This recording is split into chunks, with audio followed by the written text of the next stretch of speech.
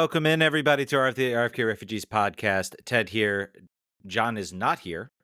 John is currently hanging his head in shame that he supports such an awful sport that cost DC United's leading assist person to suffer a major injury. So he's like, why do I follow this dumb sport?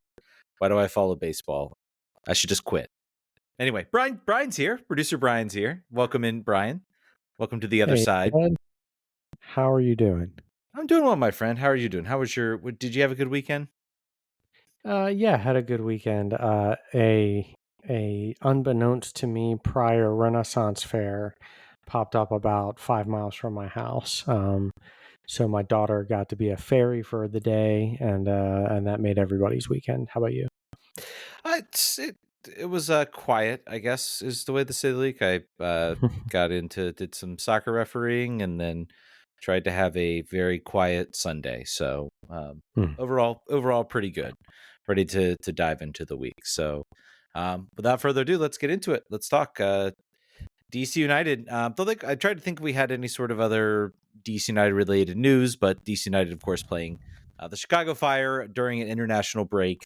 A situation that impacted a lot of clubs in MLS. I don't know if you've seen around the around the league. I have not feeling it so much here at home, Ted. But I did see some impacts in other areas. Yeah. So of course we had. I think MLS teams. Look, MLS needs to. They have to figure this out. There's no more excuses anymore. This league is growing. Where when you start having players that are like on the bench of certain teams that are playing for international squads, the league's getting better. These situations are going to happen. And this impacted DC United, even though they came out on top. So, they were certainly more impacted, I think, than Chicago. Of course, Chicago are terrible, and so that's why they weren't as impacted. DC United having to go without basically a natural center defenseman here. Borisy now, Matty Petzela, both called up for their respective international sides. Not as bad as Columbus. Columbus apparently had no backup goalkeeper. And in a situation that you would have thought, pretty unlikely that'll impact them. It impacted them when the goalkeeper was sent off for denial of an obvious goal scoring opportunity. And as such, they had to play with 10 men. And the coach expressing frustration. There's a lot of that sort of going back and forth. I think this all sort of circles back to the fact that MLS should not be playing during the international break. You should be able to figure out a way to build the schedule, to move around the schedule. Maybe that means canceling something like Leagues Cup, but this does not make the league look good, in any stretch of the imagination. So, yeah, give up a month and a half of games for a couple of international breaks here and there, or do the flip flop and you might need to play something like Leagues Cup without your international players, but when it impacts leagues games, it's certainly not a good look. So we already struggle enough being on a different calendar than everybody else, different transfer windows than everybody else. It's a sport that struggles to decide whether it wants to be international or domestic. And if we want to compete with other international domestic leagues, we're going to have to do something different. Yeah, and stuff's going to get crazier too. Of course, we're going to have the Club World Cup coming here in the summer. Who knows how? They just released the teams and the clubs, and who knows what that's going to look like. That's certainly going to be an interesting little experiment here in the United States. But a lot of games going on, a lot of teams, getting stretched thin. So, I suppose maybe I support it a little bit as opposed to, maybe having back-to-back midweek games. But it's going to start to come to a head when teams are going to start to struggle more and more. And if you're not flexible in giving them options, it can be a problem. So, but anyway, it was good to DC this weekend. DC United 2-1 winners over the Chicago Fire. Both goals from Christian Benteke, and then a goal from Gabriel Pirani. Matthias Klick with 2 assists. We'll get into maybe some of the ugly with him towards the end of the match and what it means for the NYCFC game coming up. Overall, though, I guess what what really sort of makes me feel good about this performance is that it was a little boring. It was routine, and I say that in a good way. This wasn't a game where this team, came out and had to throw together like some unbelievable attacking performance. They didn't need Christian Benteke to light up the score sheet. He has a goal. It's a bit of a fluky goal, but it's still a goal. They pressed the game well. They attacked the game well. And then in the second half, I thought they defended the game well. Yes, they gave up a goal by Gutman, low quality chance, but I guess with how routine that win was and how boring it almost felt, I was actually that to me is the takeaway I guess I have from this game. Yeah, I think there's something to be said for. Yeah, I think you said the routineness of it. This is a team that went winless for a long time and now has won 4 out of the last 5. Even when, in a couple of areas, the players that we would have liked to have had on the field or may have traditionally leaned on weren't available.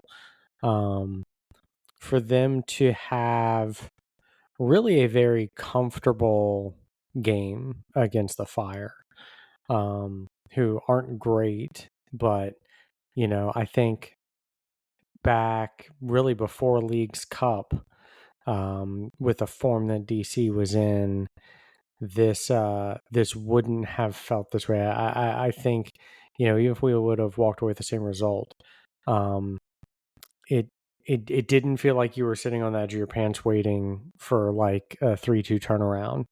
Most of the game, it did, especially after the goals, which we'll get into, felt very much like a team in control.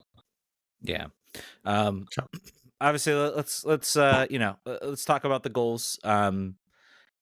It was sort of a again, I think some sustained pressure from DC.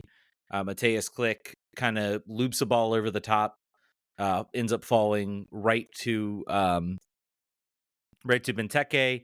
He takes kind of a half shot, gets a lucky deflection, but ball in the back of the net nonetheless. His 18th goal of the season. He moves into first place in the Golden Boot race.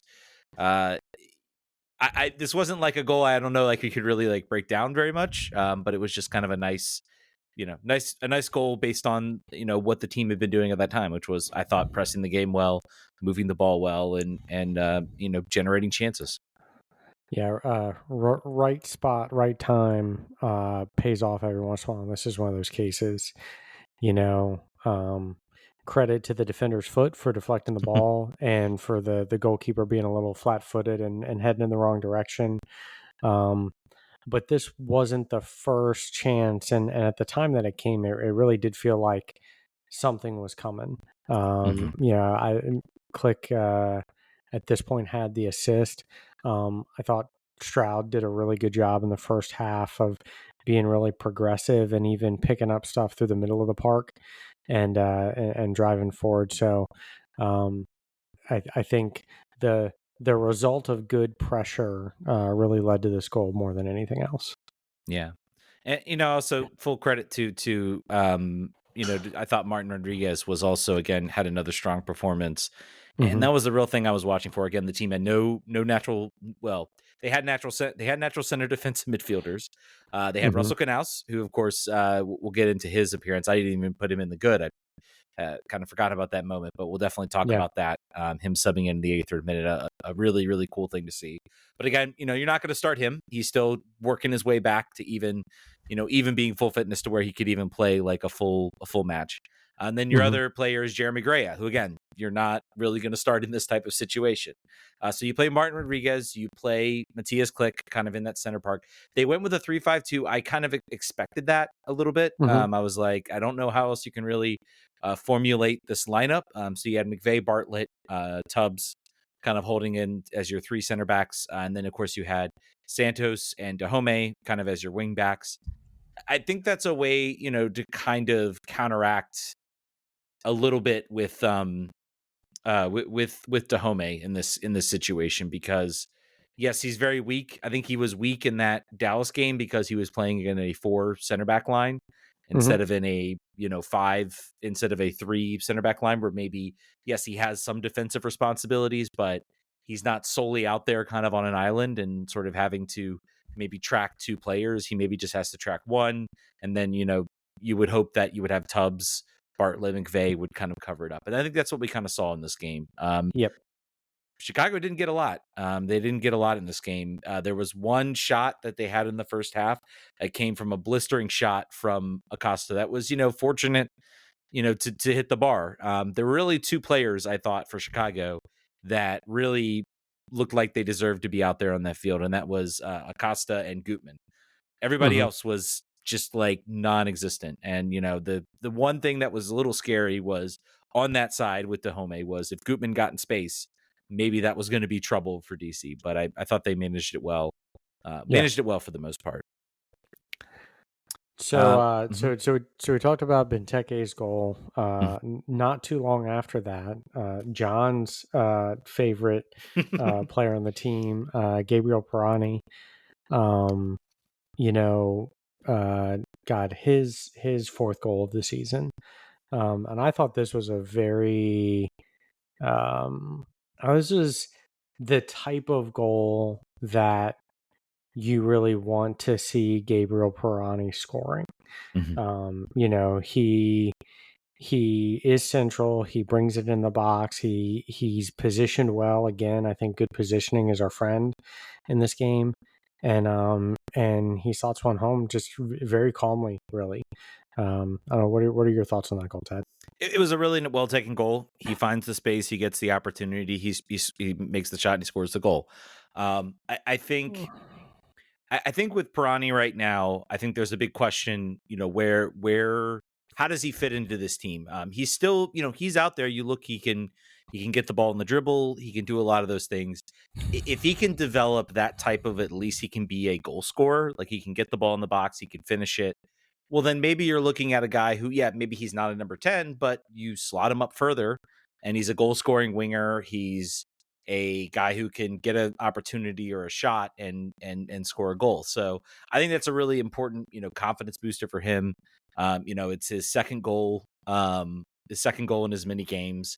I think it's also, this is a better, more well-taken goal and a little more impactful goal, obviously, than the goal against Toronto, which was just kind of like a ball bouncing around the box and he's in the area. But I mean, if he can line up his shot and figure out his shot, it's very clear that from a vision perspective about making that pass, it's still not there. There weren't any moments I can recall where he made the pass to create a shot creating opportunity. FootMob has him at 0%. 0% shots created. He has a expected assist mark of 0.02. So he gets the goal. But again, if we're looking at somebody who wants to be a number 10, he's not putting it like he's playing number 10. Now, is he somebody that this type of performance might say, well, maybe he is more of a second forward? I think that's the role he was playing in this game. He was not playing as sort of that number 10. He was playing behind Click, behind Rodriguez, and sort of being that sort of provider, out there in the middle of the field. So maybe that's a position he can develop into, and maybe that's a role he could have in this team moving forward. And it was very, I think it was good that he was rewarded with the start. He'll probably get the start over Ted Kudu-Pietro in the next game. And maybe it's also, right now I think he was kind of maybe one of the only U22 guys out there. Ted Kudu-Pietro gets a U22 contract. Suddenly it's like, oh, so like you also think he can be, and those two are battling for kind of the same position. So maybe that's kind of, kicked him into gear a little bit, that he needs to, be better. So. Yeah. And I think you hit it on figuring out what position is best for him on this team and in this league. I'd be remiss if I didn't reflect on the fact that he is now our second leading scorer on the team. A cool 14 goals behind Christian Benteke. Gabriel Pirani sits at 4, second most on the team. Wow. But you're right. The idea of him as a number 10 when he's not really that link up play. He just doesn't, and I think a lot of credit on that, frankly, goes to Click, who does such a good job of progressing the ball up through the middle. I don't think we I don't think with clicking the game we lean on Pirani the same way somebody would attend, but he was certainly more playing as like a second forward, like a false nine, type of role. But I think he probably needs to figure out where the best fit for him is and develop in that area, right? If he really does want to be a number 10, he's got to work on his assists. If he is going to be that sort of second forward, he's probably got to get a little bit better with his back to the goal and hold up play and being, even being able to be like a fulcrum there at the top. I think it's good to see him playing better. And interested to see how that continues to develop. Well, if we have hopes of maintaining our playoff spot, we're gonna need more than just Benteke. Yep. Brent Hine over on Twitter says, "What's the temperature in the room on Pirani? Stock on the rise, or still an overall a disappointing player who also happens to score a goal here and there?" I think at the very least, this game is said. I think he starts next week. I think you gotta, he's a hot hand now, so ride it. He's got confidence now. See where that brings you. I think for the first time, probably in a while, maybe for him, he finally looks like he has maybe a little bit of confidence. So, utilize that, and you might have something here, and then you can start to see some other things start to develop. And sometimes that's what it takes as a player. Suddenly he says, it suddenly starts to click for them, or they're like, oh, I can, this is how I should play. And then it'll actually be a lot better for me. So, we'll see what I'll be very curious to watch him. His rise has been really good. And Brendan Cartwright also, chiming in, two games with the goal. Pirani is actually making himself into something of an effective player. Then 2025 is looking better. Also very selfish of Dahomey and Rodriguez to start playing well and making it hard to shed their salaries. Yeah, I think we're going to maybe pause. We've talked a lot about this conversation. I think we pause for now. I think we enjoy the run that this team is on. We enjoy the potential, the fact that the team has now played themselves back into a playoff spot. Again, it's ninth is nothing to like say, oh my gosh, we're back. We're going to, win MLS Cup. But I think it's still, it'd be nice to make the playoffs because DC hasn't done it since 2019 before COVID. Like it's, so definitely needs to happen. Again, I think other things I want to talk about, DC managed well, I thought, without a natural center defensive midfielder. That was something I was watching in this game, was how would they do it? And I thought it was important that Click and Rodriguez sort of shared the responsibilities. None of them, they were never caught forward where suddenly there was a huge gap in the center of midfield. Each one understood their responsibilities, played off each other well. And we'll see. Rodriguez is going to have a lot more responsibility next week. We'll get into that in a minute. But and also I forgot too. Pirani was being helped off the field with an injury, which was caught by the camera. He was subbed off. Didn't look like he was in any pain, and then suddenly he's being helped off. I quickly got myself into the Zoom room and asked Troy Lesane about that, and he said he wasn't sure. It's something he's dealing with. So, and also kind of dropping that maybe Pirani's been dealing with some injuries that maybe haven't been enough to keep him off the bench. So, so good overall performance. Anything, and obviously, goal by Gutman, I have it as my only bad of the match. It's another sort of low quality chance. I'm not really sure there's much you can do about that. And I think it's good that the team got a second goal, put themselves in a position where they can afford to give something up like that. Overall, though, like Chicago really didn't have too much. Maybe a couple opportunities, but overall, like a pretty solid defensive performance from this team. Yeah, I think they had a 0.5 xG on the game from the Fire. Like I said, it all felt really comfortable to me, and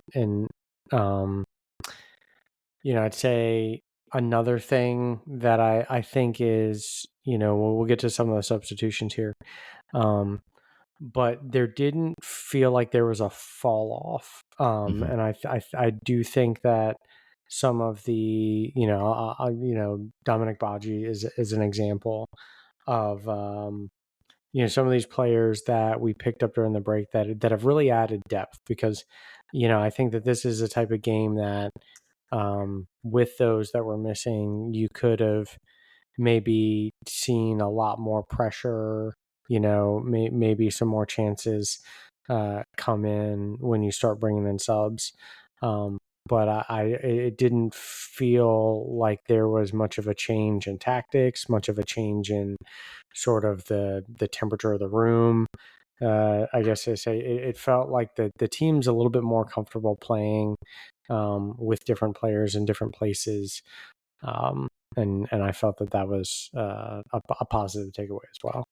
Yeah, I mean, I think it's super important to be able to have Baji, also to get Benteke off the field. He was subbed off in the 68th minute again this week, so they were able to remove him from the game. And really, yeah, I mean, there's a drop off obviously from Christian Benteke to Dominic Baji, but it doesn't change how your style of play is, and he can still be very effective in generating chances and finding opportunities. And I thought, again, they didn't have too many defensive subs. International break really hurt them. They subbed in Ted Pietro, Baji, Mural, and Knaus. And even Mural, I thought he had one chance that I saw in the game. And overall, that's good to see. The depth is certainly, the team has options to kind of change the game, hold on to the game. And I think a lot of people, kind of asking, it's like, man, like, how come we can't like hold a shutout? Like, what's going on? And I said, well, our defense is not very good. It's not very good. And yeah, I think we got some good. Brendan Cartwright had a question. Alex Bono kept 5 clean sheets in his 10 starts last year. He's only got 2 this year, and they were in the first 4 games or so.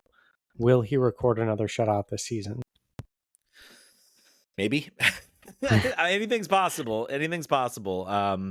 Yeah, I don't know. I think it's going to be tough. As this team, when I think the lack of, getting David Schneck back would certainly help a lot of things. I think I'll be curious to see, next week, can Enau and Peltola, can they develop a little bit of a chemistry? We really haven't seen too much of that. I think that's going to be the key. I don't think you can look at the situation right now with DC and say that this is on, Alex Bono. He's come in, made some key saves. A lot of it's been just a mess in front of him that he's had to try to, clean up. I think there's maybe a better goalkeeper out there? Sure. But I don't know if that's like a priority for this team heading forward as much as just getting improving the center back core of this team. You mentioned the three in the back this game. None of us knew any of their names this time last year, and I think that's a good example of where we're at. And the goalkeeper area, if I had $5 to spend, I'd spend $5 elsewhere and not on a goalkeeper. So there, while he's not, while the clean sheets aren't there, and he's not producing, amazing saves every game, he is certainly a very capable MLS goalkeeper, and I'm happy to be in a place where, and I know we're not up on the table, where every game does not hinge on our goalkeeper making world-class saves. And I think that's good progress from where we've been over a lot of the last decade. Yeah. And what I'll say to people is, if you want to be a good defense, even good defenses get scored on. It's a matter of, you have to go in and put in performances where you're putting, other teams are getting 0.5 XG every single week. And yes, inevitably they'll score 1 or 2 goals. DC's not doing that enough. They are allowing teams 1.5, 2 expected goals a game. And so that's sort of it's the law of the, it's what you need to be repetitive in how you're able to sort of limit chances. You're still going to give up goals. You're going to give up goals like the one Andrew Gutman. Maybe even another day, the goal that the shot that Kellen Acosta puts in goes in the back of the net. And we're talking about a 2-2 game and maybe another disappointing result. Sometimes it's where the ball bounces as well. So, but if DC did that consistently throughout the year, they would have a lot more shutouts if they Mm-hmm. held teams to like 0.5 xG, held teams to moments like that. Sure, there'll be games that maybe they drop. There's a worldie or some other chance that sort of beats that xG, but that's kind of what you need to do. I also have a question from Quasix over on our Discord. If Pirani scores the goal to clinch DC's playoff spot, can we force John to buy and wear a Pirani jersey? I will hold off for a bit, but maybe we'll take that bet to him. We'll take that bet to him. So Yep. DeReal Cooper Trooper. Well, before we get into more questions, let's talk about some of the ugly. Let's get to the last 10 minutes of the game. Okay, last 10 minutes. So DC holding on for a lead. And then probably, the moment I've given Click full credit. He is still one yellow card away. He was one yellow card away from suspension. Kept his nose clean, I thought, throughout this game. Didn't really, commit a foul or do something. And then, in the final 5-10 minutes of the game, he is at a corner kick. And there's the 10-yard line, and they are sort of telling the referee, hey, he needs to step back. The referee then thinks that they are time wasting, which, fair. In a certain sense. I think DC could have taken the kick, and I don't think the extra half a step maybe he's in front of the 10-yard is really going to make a difference. And anyway, pulls out the yellow card. It's frustrating because that yellow card means that Click is suspended. I don't know if the team has options as far as appealing it. You can't appeal a yellow card at all, can you? I don't know if you can. Probably not. Yeah. Probably not. I don't know. I don't know. Yeah. The player is standing in front of the 10-yard. He's not supposed to do that. My response to this is the team is very clearly trying to play a short corner. Why put Click in that situation? Again, it's game state, so you're not really maybe thinking about that at this point, but it is maybe. And I think from your bench, you didn't really have anybody, maybe you throw in, maybe you throw in a Russell Canals, but again, like Click does so much as far as defensive work rate. I just don't think you're going to be able to, to get that. So, See, I think you're giving the referee a little bit of the benefit of the doubt here. I watched the replay a couple of times. Click's running up to play the ball in, and the player who was already inside of the 10 starts like encroaching towards Click as he goes to kick the ball. So it's not like he's been stood there and is like a half yard in. By the time Click stops to go from taking the kick, the fire player is maybe 5 yards away, right? So to kind of stop and hold his hands up, and it's not like he had been standing there. It's not like they had taken a long time before the kick anyway, right? It's not like they had like hemmed and hawed at the corner or anything. They got up, they were going to take the kick, and the player came in, and in the grand scheme of things, I don't know. It's one of those things that like I can't be mad as if it was like a second yellow in the game and you got a red card. But ultimately, the impact of it at that point in the game for DC is the same because now Click misses the next match.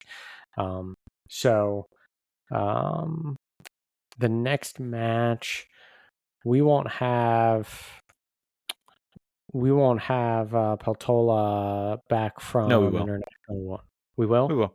Yeah, international break. Right. International break ends. The last games are like Tuesday or Wednesday. He'll be back. Okay. Again, whether he's playing a full 90, yeah. Peltola got smacked around by Greece. Maybe he sits that match. I'm not sure, but yeah. But the international break ends basically after this whatever midweek game is there. So they'll be back. We're gonna have now. We're gonna have Maddie Peltola. So. And we're going to have, I think it's an opportunity. You look at, players need to step up. Martin Rodriguez is one of those players that need to step up. He'll be paired probably with, either an Enau or a Peltola, whichever player, Lassane decides to go with in that situation. So I think the team is a little better able to handle, what happened. I think he was out for that Orlando game, and things just looked terrible.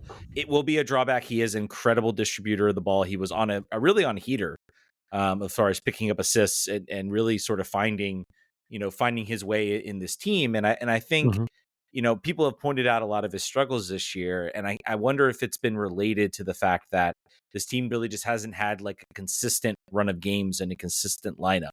It's been changing in and out. And yes, the certain players have been there. Benteke has been there. But, it takes time to develop, rhythms and routines and know where players are going to be.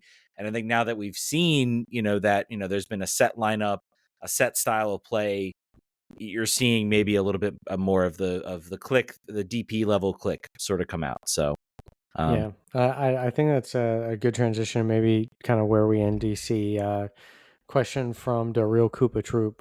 If the squad was fully healthy with no injuries and the first playoff game started tonight, who's in your starting 11? Benteke up top. I still am pulling the Ted Kudu-Pietro. I think he's still, Pirani had the goal, but Pirani also still was absent for a lot of this game. He wasn't as involved as I would like him to be. I feel like Ted still tries to find the game a little bit more than Pirani does in certain situations. So definitely Pirani in there. I'm assuming we're going to play a 4-man back line. Between obviously David Schnegg is out there on the left. We've got Aaron Herrera, who will be back. That's another big addition back on Saturday. Bono in goal. I'm gonna go McVeigh Bartlett in the center defense. I mean, I guess maybe you can drop McVeigh and you can bring in an Akimbone. I don't know if you do that in a playoff game. I think you go with your maybe not strongest but longest partnership of the season in that case. So that's where I think I agree, McVeigh and Bartlett. Yeah, and the midfield is real. I think where maybe it's a situational thing. I think you put Peltola. I still like Peltola in that role, and then I think you then kind of have your midfield. You're going to have it's going to look like a sort of 4-1. 4-1-3-1. No, that's not enough players. I'm 4-1-4-1. Yeah, 4-1-4-1. So I'm just trying to do the math and think. So if Petzela, Click, Stroud, and I guess honestly, either Rodriguez or Dahome, I think if you're having Petzela and Click out there, I don't think then you're looking at, I think you're looking at speed. You need speed in that team. Stroud is fairly quick, not really quick. And I think that's what Dahome gives you. And I think we've seen when he plays in his natural position, he's a very effective player and he can bring speed and he can bring quickness and sort of get into those areas. Yes, when he has to go play as a wingback, he doesn't look so good because that's not his natural role. So I think that's my starting lineup right now. Again, assuming no injuries, but we'll see how this develops over the next 5, 6 games. How many games we got left to go?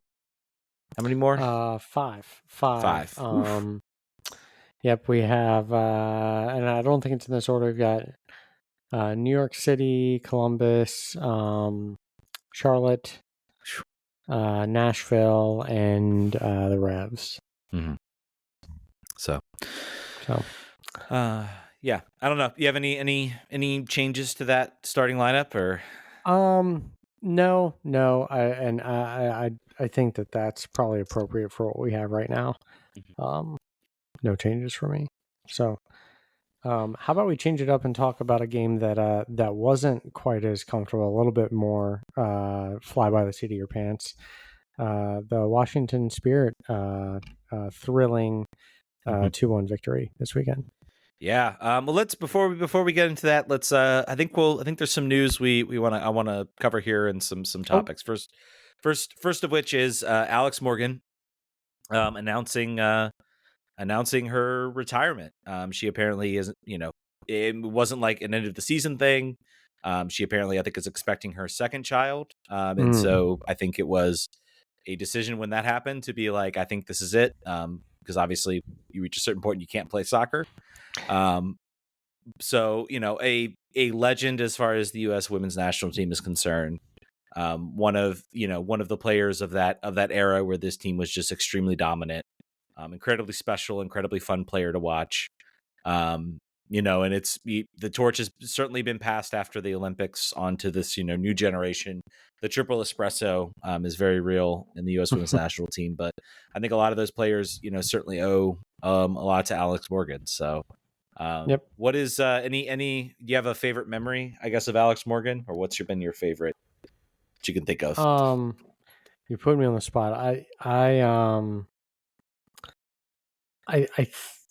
I think for me, and maybe this is the father in me. I think maybe just the way she came back into the game after having her first child. I think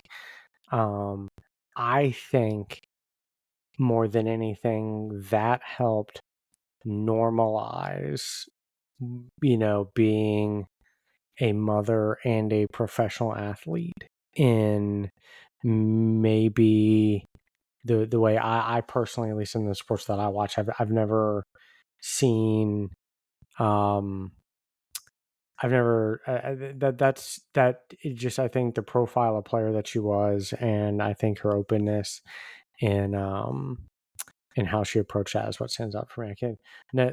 There's a lot of good. I think this is one of those cases where there's so much that the U.S. Women's National Team has achieved during her time on the team that it's tough to call out any one performance. But that's kind of what stands out for me. How about you, Ted?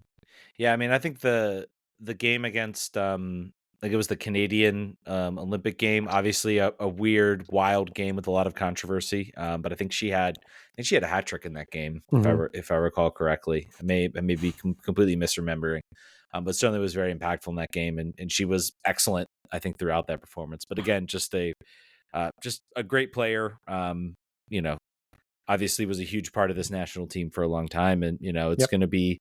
It's a little sad that it's coming, I think, to an end, and I think a lot of people have remarked what's going on right now with the wave is very strange, and all due respect to another soccer player legend in Landon Donovan, but it doesn't really feel like he really deserves to have the position he has right now with coaching that team. The fields as being because it is shared between I think the San Diego State football team is looked very torn up. So it was a little sad. I think that it kind of ended, and it ends, I think, a 4-1 loss. So there wasn't really a storybook ending for her. So I think that part in of itself is a little sad. But also I think it's really interesting her impact on the game. I think the game was going to be tucked away on NWSL Plus, and because of the retirement, the media members, CBS, ESPN, Amazon, I think all of them got together and said, no, we'll broadcast this game. So it's sort of the power that, this new broadcast deal has for the NWSL, where this game might have been, they might have said, sorry, we can't, we got to show, ESPN, or CBS might be, nope, sorry, we have to go show, I don't know, dog racing or something like that, and that's going to get more viewers, and so we're not gonna we'll do something then. On the flip side, great job ESPN for broadcasting the game. On the bad side, what the heck are you guys doing? I don't know if you saw the article. They announced the article that they were going to use AI to write sort of post-game reports. Underserved, I think they said underserved markets or underserved sports.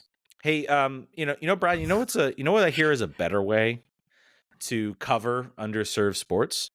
What's that, you go out, you find people that like the sport, that want to write about it, want to cover it, and you pay them to cover it. And they get a press pass, and they write in a great article, and they give you a lot of great content. And then you are serving those underserved communities instead of getting a computer to write it, where it's going to make mistakes. The funniest thing was the timing of this was obviously was Alex Morgan's last game. And I don't know if you saw, but they basically threw out the AI article for the game, and it mentions nothing about the fact that it's Alex Morgan's last game. So, yeah, it's bad. It's awful. It stinks. It's terrible. It really I hope they figure out a way to kind of walk this back. They don't seem too interested in walking it back.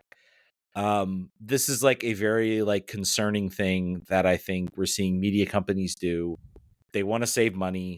So rather than having to pay a journalist to go cover the sport, they figure, well, we'll just get AI to write, the articles, and you miss a lot of the impacts, of the game. AI can be a tool. We do use it in some cases to, create clips for the show, and it does a decent job, but that's like a very specific, minute task to do something to give us, because we don't want to spend time, cycling through the show. We do show notes, which we edit, but it can be a way to maybe build some of that. And it makes a lot of mistakes. And some days I don't even bother with it, but it can be a tool, but we're using it in this way is just stupid. And we use it for ways that aren't like, we're not going to replace us with AI voices and say, oh, AI is going to cover the spirit. Like, yeah, it's a great aid. It's a very poor replacement. Yes. So happier news. Let's go to happier news. Magic Johnson. Big announcement was put out there. There would be a big announcement on CBS Mornings. I think that some people were maybe a little disappointed, but I think it's still good that Michelle King is able to bring in investors. She really believes in this thing, and she's continuing to sort of push the envelope, both on the field and off the field. And I think it's great. Magic Johnson is an owner of this team. He was at the game. The team seemed to be having a good time with him there. So and I think a lot of fans were as well. So good to see that. I don't know if you have any other thoughts to this other than it's good that more investments coming in. Yeah, it's good the more investments coming in. I think it's the fact that it made like the CBS morning show. I don't think a minority shareholder on an NWSL team would have done that a couple years ago. I think Michelle's done a lot to raise the profile of women's sports and women's soccer since her time with the Spirit, and I'm all for that. Yeah, and I think it's just it's a great thing to see, and considering where the Spirit were at one point and to see where they are now, and honestly, that crowd. I mean, for yes, Sophia Smith's there. She's probably going to be a draw. She's very popular. But to see the crowd in there, the crowd was entertained. It was loud. The stadium was loud. You could hear it on the broadcast. It was still an incredibly fun game, and ended very well for the Spirit with the 2-1 victory. The field looked beautiful. Oh, it did. Yes, it did. Can we please keep that field looking beautiful at DC United, please? And don't let the defenders anywhere near it. I think. Well, I don't want any sports team to go away. I feel like there is an avenue there, but I don't know. I'm still curious, like whether I haven't found, like I think Golf talked about it. I tried to message him and be like, hey, did they do a hybrid field, or did they just replace the turf? I think they just probably replaced the turf, which is fine. If they can keep it looking good, I hope this is a lesson learned. I hope it's something we don't see again, because it was embarrassing. And the field looks great. I think it's going to look even better on Saturday. I'm sure like Sophia Smith went and was like flabbergasted that this was the same field she played on before the Olympics. So let's get into it. The game 2-1 victory for the Spirit. Lacey Santos. And of course, you know what? We forgot to talk about the awful news, which came out in the bizarre way in which it happened. Croy Bethune picking up a season-ending injury. Was it a torn? Meniscus. It wasn't an meniscus. Coming after she went to the Nationals. I've always said, baseball is an evil sport. It should never be played. It should never be watched. It should never be enjoyed. And now that, this just confirms it. I mean, she's out there throwing the first pitch out at a baseball game and tears her meniscus and is out for the year. So huge loss for the Spirit. I think she still leads the league in assists. She could still get the assist winner. I think she should still be like rookie of the year. I don't think this should change anything. She was such an impactful player for this team. But now the team has to figure out a way to move on. And thankfully they have Lacey Santos, who I thought was obviously gets the game-winning goal, was phenomenal in this game. Creating chances. She looked like she looked more comfortable out there. And another thing I will say is I thought her defensive work rate was impressive. Not that I don't think Croy Bethune can do that, again, Croy Bethune is a much smaller type player, so she's not going to be able to kind of maybe get into some of the scraps that a Lacey Santos is going to be able to. But I think overall, like, Croy Bethune's a fantastic player. She's on a rocket ship path. She will probably like eventually slot in into that role and take over that role. But I think I'm not concerned about this team going forward as far as like chance creation dropping off a cliff. Like Lacey Santos is there. Paige Mateer sort of running in from that right back spot. She's able to create chances. Overall, just like this team was the better side in this game. They were unfortunate not to get not to get more goals in that first half. I think this game should have been honestly probably 2-0 at half. Enough chances there, very close opportunities. Finishing's a problem though for this team. I don't know. What did anything you made of this game? Anything that caught your eye? I think it feels a lot like watching maybe a little bit more comfortable than watching a lot of DC United games. The Spirit in it with 2.9 XG, Thorns 1.8. It was very. There were a lot of chances both ways in this match. I think that the first half felt a little frantic. I tend to agree. I think that the Spirit had maybe the better looks in the first half. Probably should have been up going into halftime. But overall, I'd say entertaining. It was a probably a great match for the neutrals to watch. Felt very end to end a lot. You brought up Sophia Smith. Her name's failing me. The young woman for the Thorns. Sophia Smith. Are you talking about who? Or are you talking about who scored the goal? Olivia Moultrie. Mm-hmm. All in all, very entertaining game that I'm very happy that the Spirit won. So yeah. Probably some of the bad news for the team is Sar. Trinity Rodman actually did not start this game. She was not out there on the field, which was very surprising. I was like, "Where's Trinity?" And then I was like, "Oh, she's not in the lineup." Okay. And then Sar goes down. I think the plan was, I think they did this. That's why Hal Hirschfeld wasn't out there. I think the plan was, to kind of just give them a little bit of a break, kind of have them reset. I think for Hal Hirschfeld, that maybe was warranted. We talked about maybe she struggled a little bit.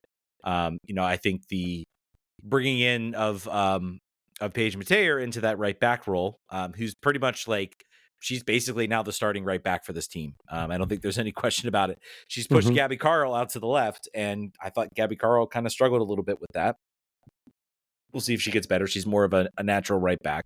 But, when you have a player like Paige Mateer, who's just able to just pick up the ball and just dribble it into space and get it into good positions and create that press, it can be really good. I'll get into more of that with Paige Mateer, but, Eliana Sar going off the field, picking up an injury. We'll see what that means for this team. I think she's played very well this season. I think her off the ball runs are a little bit underrated. She sort of creates chances for herself. She also creates chances for others. She's the leading goal scorer right now for the team. I hope everything is okay. I would hate, for her to pick up an injury that would keep her out significantly. Haven't seen any updates about that, so I'm not sure what the situation is, but not a good sign for the team. Trinity Rodman has to come in. Excellent as always. Gets the goal, obviously. Yeah, Trinity Rodman finally had got the ball cut in and scored a goal. It was a really nicely well taken goal. I feel like she's been trying that like a lot this week, and it just kind of hasn't really come together or worked for her. So I think it was good that it finally worked for her to get the tying goal. I'm not sure there's much you can say about the goal the Spirit gave up. I think it's, they got caught a little bit on the right. I think with the way they press, they're going to have moments where they're going to get caught. I thought they did enough defensively in this game to kind of prevent the Thorns from getting, they got some chances, but, they didn't get a slew of chances that suddenly became a huge problem. So I don't know, maybe you have a different perspective. That's kind of how I felt. No, I think you got it right. So, okay. Yeah, Trinidad Rodman, great individual play. Lack of finishing, I think, kept Portland in this game. Certainly not this. I thought Courtney Brown, Gabby Carl struggled. Kouassi, I don't know if I pronounced that right, had just like beautiful, beautiful chances and a couple of whiffs that could have really changed. I mean, this could have been a 4-1 game, real easy. There was one that just like wide open net and she put it wide. Left me shaking my head a little bit. Yeah. Excellent. I think there was that one moment where she kind of got the ball into open space. She's like as a 2-on-1. And I think she maybe gets caught a little bit. Does she shoot or does she cross it over to McKenna Morris? And she just takes the shot and just whiffs it. And yeah, that was probably the worst finish because that's a chance that could have, potentially buried the game. Yeah, she looks really good. I'm very, she's finding the right spots, getting the right chances. I'm hopeful that, what's sorry, that? Go ahead. No, you go ahead. Sorry. I said high potential there, right? Yeah. So I think that's a good thing. The finishing can come. I think this is her third match. So, and Sarah might be out, so we might have to rely on her. And I think we saw obviously, as Sarah has sort of been on the field, there's been one player that's been sort of pushed off to the side, and that's been Ashley Hatch.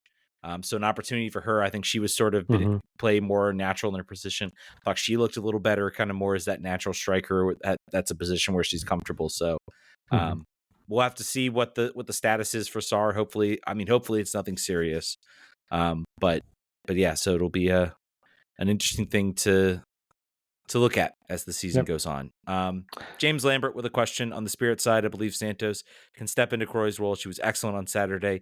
Even lack of finishing of her chances cost her assists. Do our title chances hinge on our center backs? They looked below the level of me against a poor Portland team. I don't know. I don't know if I agree wholeheartedly with that. I think the team does get caught a little bit. I still think there are moments where both Patel and Nikki Owen make great decisions defensively. You're going to have moments where, and they have really an elite goalkeeper in Aubrey Kingsbury who can make saves that can kind of keep you in games. I do think there will be a moment for Asmi Morgan to step in. I think she's, maybe going to get a start here soon. Does that help pull her into the conversation? Does she show well? I think that's certainly a possibility. So, yeah, we'll see. I don't know. What do you think? Do you think there's some? I mean, it's room? certainly the weakest. I think the weakest area we've got on the pitch. I think it is when we're trying to play out of the back through the middle. Is when I'm the most nervous. But I wouldn't say it hinges fully on that. I think that the team is looking a little bit more and more solid. And I think that if the good news is that we have strong enough offense that we're not overly reliant on the defense right now, and we do have Aubrey Kingsbury in goal. So yeah, I think they're going to be moments. I think most of this team, if they put away the chances early on, and this game is 2-3-0. We're not talking about the defense because they've done well enough offensively. So I think you see in situations like this where maybe the chances they aren't finishing the chances, they aren't putting them away, they're still able to find a way to win. And I think that's always the sign of a good team. I know Orlando is far and away the best team in the league this year. No question about that. They are probably going to be the favorites. I think the Spirit have a potential to be into that conversation with the Orlando Pride. I'm very much looking forward to that game coming up where they will be featured against Orlando. I think it will be in Orlando, so super psyched to go watch that game because I think that'll be a fun match to witness, and I think we'll get to see the Spirit can come out on top. Maybe yes, you're the better team in the league, but the playoffs, anything can happen. And I think getting that number 2 spot is critical because that gives you the home field advantage. obviously the final is a neutral site game. This is not like MLS where you get that sort of benefit like you do in MLS and some other leagues. So yep. So I'm still high on this team. I think the center backs are good, are fine. Maybe there's some improvement there. But I think if this team does a better job, putting away their chances, it's not really a factor in the game. And I think also there's something to be said, the change of playing a player like Paige Mateer, who's pushing forward, opens up spots. That was opening up Sophia Smith to find lanes in that right spot. So I don't think it's entirely the center backs. I think it's also the way the team has been playing. So, all right. I don't think we have anything else. So I think that's going to do it for this week. Brian, thank you so much for filling in while John's been away. We'll have to do this again some other time. Because I like you, I don't have to hear about baseball or other things, which is great. No baseball chat when I'm here. 10. I'm still gonna give John crap at the next show about that. Anyway, thank you guys so much for listening. Catch us at patreon.com/RFK Refugees if you want to join the show. We will catch you guys next week. Vamos.